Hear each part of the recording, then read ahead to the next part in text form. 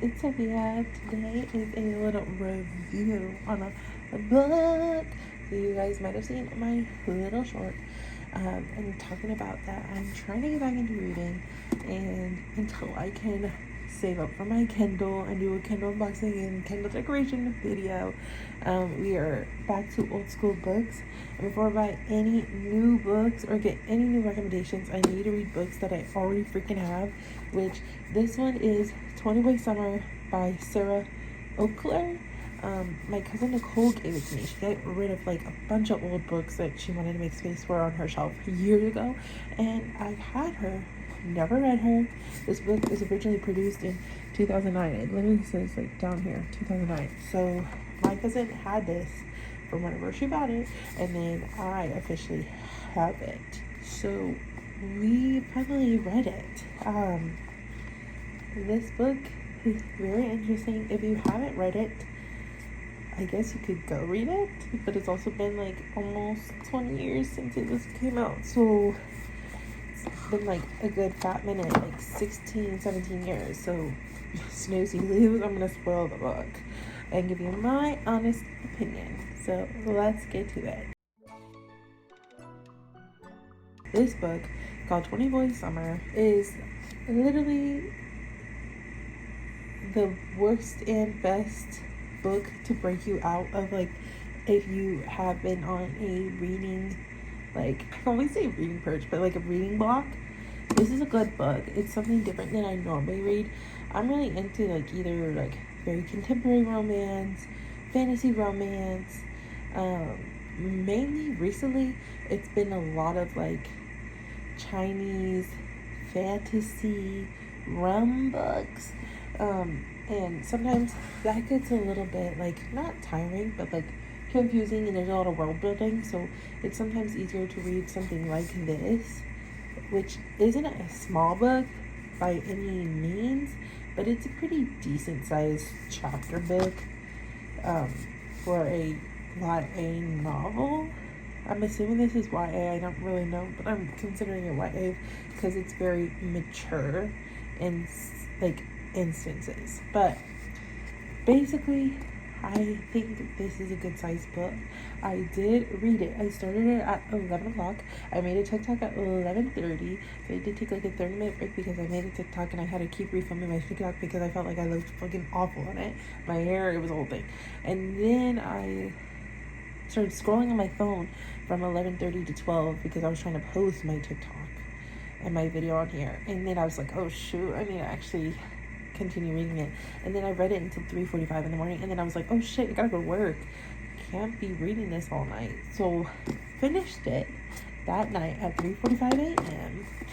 and I'm here to tell you guys my thoughts on it. So it's a YA contemporary romance about a girl named Anna whose best friend is Frankie. And Frankie has an older brother named Matt. The difference between their ages is about 3 years. So Frankie is Anna's best friend, has been since they were kids. They moved in next door to Anna and her family. So everybody has just kind of assumed Anna, Matt, and Frankie are like just a trio, like a 3 best friends kind of vibe.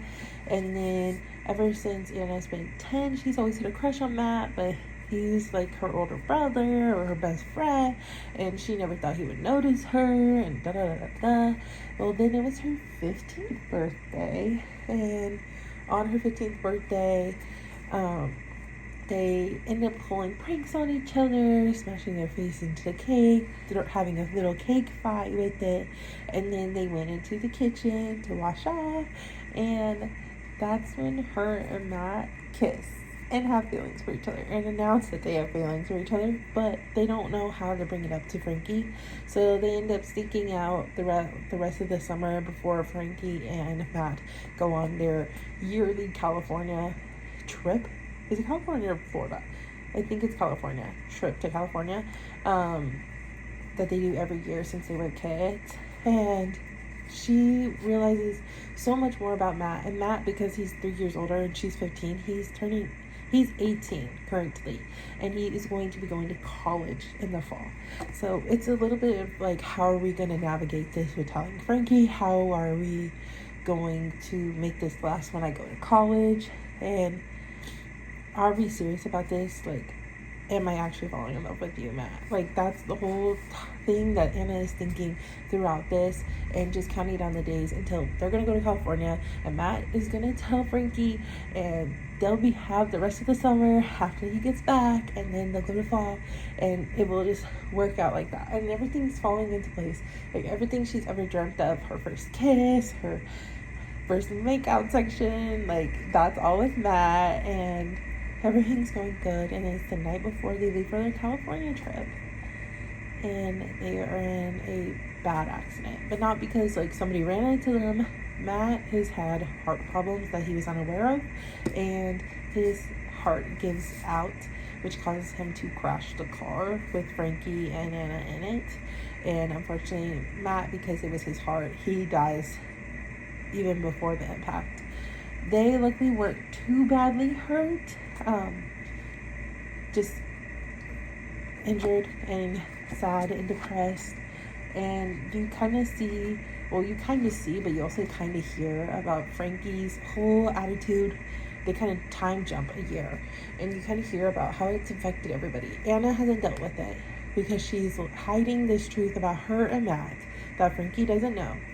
She's also trying to take care of Frankie because that's what Matt would have wanted her to do, without ever grieving Matt, because it would upset Frankie. She just had to be there for Frankie. And Frankie and her family cannot even talk about Matt without all of them having a breakdown. And it causes Frankie to literally like lose herself all at once and try to rush forward to live the best life or the most out of her life. And it's causing a lot of turmoil between her and Anna throughout the book. And it kind of picks up next year, right after her birthday, how much she still misses Matt. And for her birthday that year, Matt had given her a journal to write in because he knows that she likes to journal. So you see some of her notes that she writes to Matt, but it's not so much about like, Matt, I miss you, blah, blah, blah. It's more of like, dear Matt, we did this today, dear Matt. But that's not the whole style of the context of the book. It's only when the author chooses to talk about her journaling, but most of the time it's like a play-by-play of what they did that day, while she joins the family on their first trip back to California after the incident. So you kind of see her and Frankie kind of convulge this plan that they are gonna do a 20-guy summer. So that's not like 20 guys each that they're going to date or make out with or kiss or have sex with. It's more like 20 boys together they collectively will flirt with or kiss or this or that and take a tally of, to have like a free fling summer, to just forget about life and trauma and troubles and everything and not have to talk about Matt's death. And they're doing all this behind their parents' back. And by parents, Anna's parents are like really worried about her going on this trip with Frankie and her family, Jane and Red, but they kind of just let her go because they feel like this would be beneficial for her, and then maybe she will grieve or help Frankie grieve, so then Anna can grieve, because they know Anna is not grieving and is probably holding Frankie back from grieving. It's like a whole weird thing, but they're all so correct.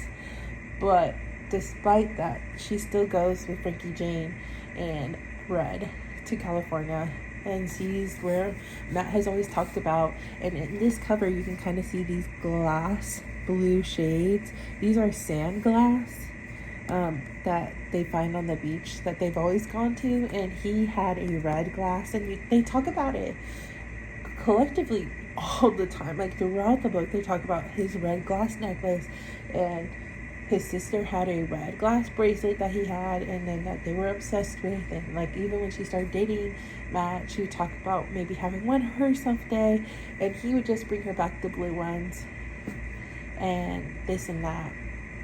And you collectively hear like she finally finds a red glass thing on the beach, and while she's at this trip, the whole plan not only is to do the 20 boys, but it's also for Miss Anna to freaking lose her virginity because supposedly Frankie did to many boys.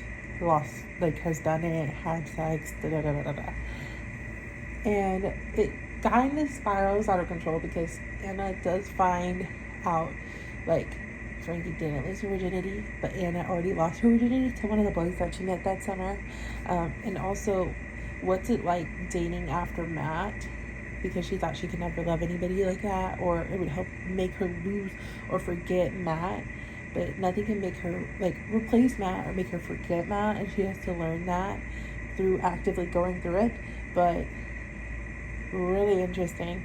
And this is a summer book. Like, it's a very summer book, but it's not, like, first love, because her first love was Matt, but, like, it's, like, also with grief. So it's very interesting. Very, very interesting. But this book, again, being written in 2009, is definitely given the 2009 vibe, which I love a little bit of nostalgia, but, like, when you're reading it, you're like, oh, this is the unrealistic 2009, 2010 kind of writing. The girls who all they do is a flavored lip balm and waterproof mascara, and that's it. And then Frankie, she's more of a girly girl, so, like, she wears, like, neon eyeshadow and, like, color, and I'm like, ooh, that gives Aztec prints. That's giving me flashbacks. But it's really interesting. I kind of do like it because I feel like every friend needs one who, like, you need a best friend that kind of takes you out of your comfort zone, which very much is Frankie in this situation. But when the news gets out, Anna's journal is read by Frankie without her permission, and it causes this huge fight about, you never told me you dated Matt, you're fake, you, like, cheated basically on my dead brother, and I never lost my virginity, and you're a whore kind of thing. So it gets, like, crazy, and they fight for, like, a whole 2 chapters, and then they become friends again and forgive each other, one for her not telling her and her for reading her journal, and it's just a crazy thing. And all this is going down while they're in California without their parents knowing. Like, they're sneaking out in the middle of the night, they're lying and saying that they met, like, these young girls that they're friends with, but they were actually the boys that they're hooking up with. Like, it is crazy up in here, and I'm like, girl, how did you not get caught? And there was a few times that they got caught and they played it off really well. And I was like, yeah, in 2026, none of this would be happening IRL. Like, I'm telling you right now with Life 360, none of this shit would be happening. So it's a crazy book. It's very nostalgic in the sense of the writing and the character types and this and that. Do I think it's the most realistic for nowadays? No, but could be seen in the early 2000s as something they could get away with. But I just think it's really interesting. I personally don't love the title of the 20 Boys Summer. They did talk about it a few times, but they talked more about the necklace and the bracelet and the sand glass at this beach, and what the beach meant to Matt and what the beach means to the girls, and the impact of that, and how important that necklace was to all of them that Matt had. So I feel like if they started the book with that and then they ended the book with that, why wasn't it, like, red glass?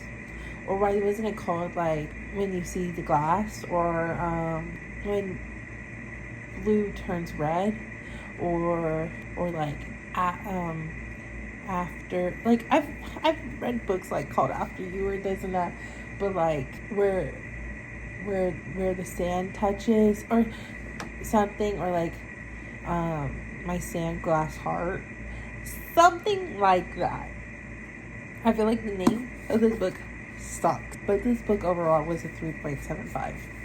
Can't say it's a 5, can't say it's a 4, but it's good enough that if you want a break, or like a good, like, shaking up of the, like, genres, or like a good palate cleanser from all the, like, heavy stuff you're reading, this is definitely it. It wasn't heavy enough that it makes you cry. and I cried at a few good books about like passing and death and love and this and that before. Don't read Love Letters to the Dead. That shit is painful, and that's my favorite book ever. But I'm just saying, like, this is definitely a 3.75. I think it's a really good book. I love the nostalgia. And if you like older books because of the nostalgia or like the writing format of the old books, you will love this. But yes, I don't think it's the best book out of there, but it's not the worst. And I'm excited to continue the series with some more books I already own, or future books, or recommendations, or back into my reading in general, or a Kindle haul soon. So excited! Thank you so much for listening to my review of the Playboy Summer. Let me know down below if you know what I'm talking about with the nostalgia context, character types, and everything, and if you've read this book. Bye!